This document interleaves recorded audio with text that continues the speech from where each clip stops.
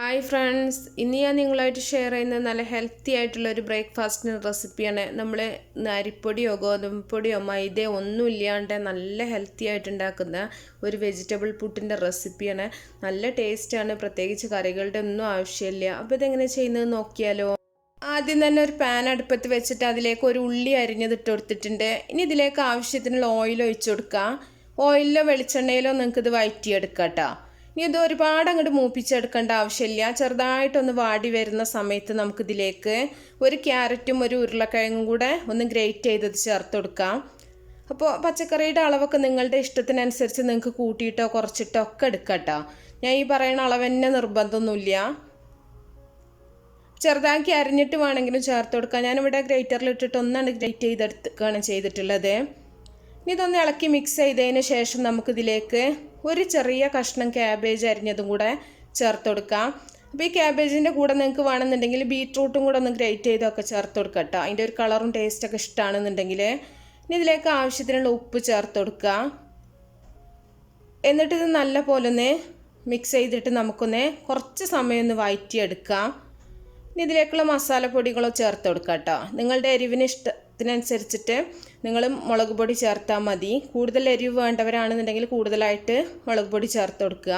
ഇനി ഒരു 1/4 ടീസ്പൂൺ മഞ്ഞൾപ്പൊടി ചേർക്കുക കേട്ടോ. മഞ്ഞൾ ഒരിക്കലും കൂടിപ്പോവരുത്. പച്ചക്കറി ആയത് കാരണം തന്നെ ഒരുപാട് മഞ്ഞൾ ചേരൂല. അപ്പോൾ ആ ഒരു മഞ്ഞളിൻ്റെ ആ ഒരു കുത്ത് വരും കേട്ടോ.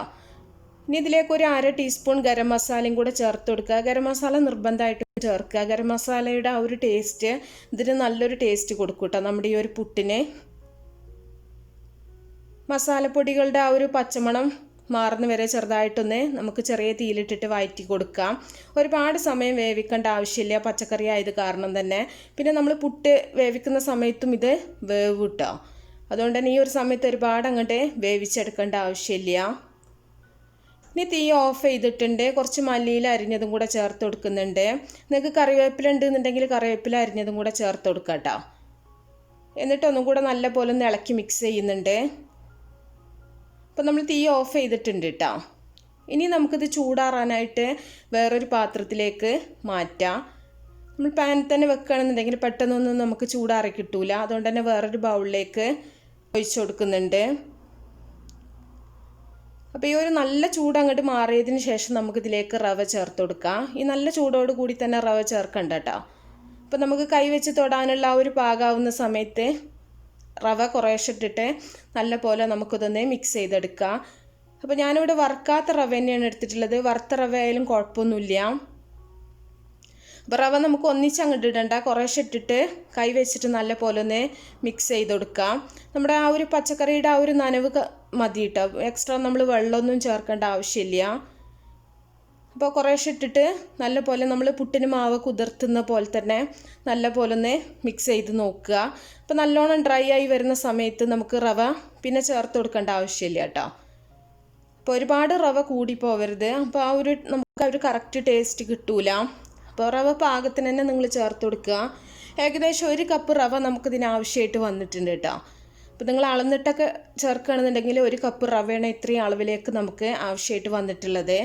ഇനി നമ്മളിത് മാവ് റെഡി ആയതിനു ശേഷം നമ്മൾ ഏത് കുറ്റിയിലാണോ നമ്മൾ പുട്ടുണ്ടാക്കാൻ വിചാരിച്ചിട്ടുള്ളത് ആ ഒരു കുറ്റി എടുത്തിട്ട് സാധാരണ പുട്ടുണ്ടാക്കുന്ന പോലെ തന്നെ ആദ്യം നമ്മൾ തേങ്ങ ഇട്ടെടുത്തിട്ട് ഈ ഒരു റവയുടെ ഒരു മിക്സ് അതിലേക്ക് നിറച്ചിട്ട് നമ്മൾ ആവി കയറ്റി വേവിച്ചെടുക്കുക കേട്ടോ. പ്രത്യേകിച്ച് പണിയൊന്നുമില്ല. ഏത് കുറ്റിയിൽ വേണമെങ്കിലും നിങ്ങൾക്ക് ചെയ്തെടുക്കാൻ പറ്റും. വളരെ കുറഞ്ഞ സമയം കൊണ്ട് തന്നെ നമുക്ക് പുട്ട് വെന്ത് കിട്ടുന്നുണ്ട്.